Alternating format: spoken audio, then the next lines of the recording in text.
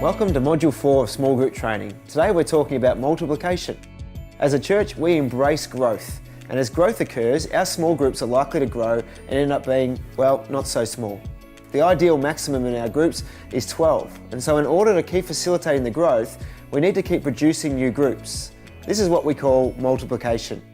All around the world, there are different ways and methods of doing this. But the most common way is to grow a group, and when the group is large enough, split it down the middle and turn it into two groups. This process continues to happen when those two new groups grow as well. Now this sounds logical and good in theory, but the truth is I've hardly ever seen it work. It often causes angst and sometimes fallout when people don't end up in the group they want to be in. And it often ends up in two groups that have lost their trust and chemistry, and the worst case scenario is that groups wither and eventually die. The strength of small groups is obviously the ongoing journey with a group of people who you develop trust with. You travel with them through the ups and downs of life and faith, and often when two groups come from one, that trust is diluted. At Follow, we won't do multiplication that way.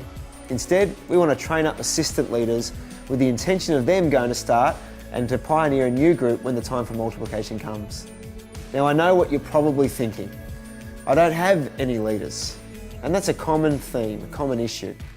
Jesus himself said that the harvest is plentiful, but the workers are few. But he also went on to say, ask the Lord of the harvest, therefore, to send out workers into his harvest field. And so how do we find leaders? Well, the first step is what Jesus just told us. First step in developing leaders is to pray. As you pray, expect the unexpected, because often the most unexpected people become very capable leaders. We're looking for FAT leaders, F-A-T, faithful, available and teachable. Faithful, people who love Jesus and follow through. Available, people who have the time to commit. And teachable. This one is so important because none of us ever arrive, and no matter how far advanced you are in leadership, you can always keep learning. And so be teachable and look for people who are teachable. The next step, don't assume for anybody. This is a common mistake. A lot of people say things like they won't do it because they don't have time. But often people are actually thrilled to be asked.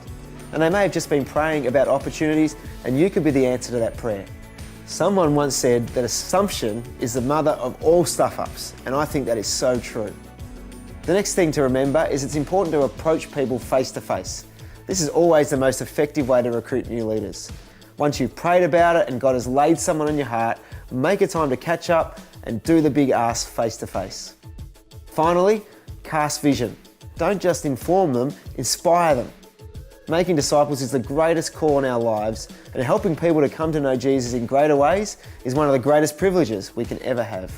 We're not begging for leaders, we are offering amazing opportunities for people to lead. And so how do we multiply?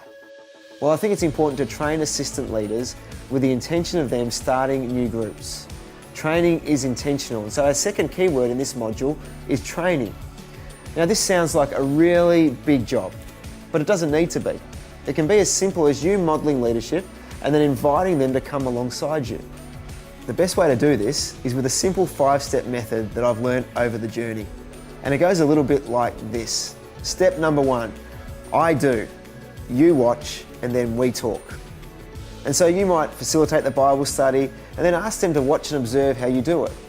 After that, you can talk about what worked and what didn't, and you can ask them to ask any questions that they may have.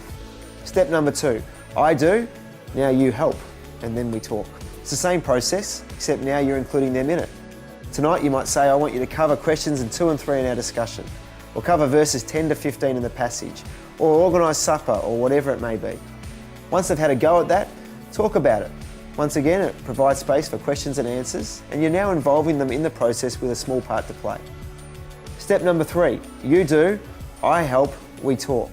You're now shifting the primary responsibility to them, but you're coming alongside them to provide help and support. At the end of that, you can then give feedback on how it went, and you give advice on what they could do to keep growing. Step number 4, you do, I watch, and then we talk. They're now doing the task on their own without your help. You as a leader observe, and then once again have a discussion afterwards on how it went. That brings us to step number 5. Step number 5 is you do, and someone else watches. This is really important, this step, because it's come full circle, and the person you took the time to train is now starting to train the next group of leaders. The next thing to remember is it's important that we share the vision of multiplication. Leadership flows from the top, so as a group leader, you'll need to be the champion of multiplication. And so share enthusiastically and expectantly about multiplication. What you get excited about, your group is likely to follow. And so talk up the benefits and the blessings of growth. The more groups we have, the more people find themselves connected around God's word, in prayer and in accountability and relationship with others. This is an awesome thing. And so share the vision of multiplication. And then you can pray for multiplication. Make this a regular part of your group. We want more people in small groups and we want to make space for them. Prayer is the most important ingredient when it comes to multiplication. Pray for the right timing.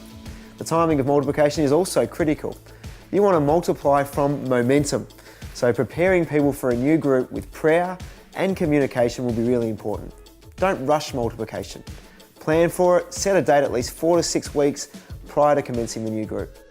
And then finally, celebrate multiplication. That's our third key word, celebration. Have a multiplication party in your group. Celebrate the growth in pioneering the leader, lay hands on them, pray for them, and encourage them in your group. Multiplication is worth celebrating, and so let's do this together.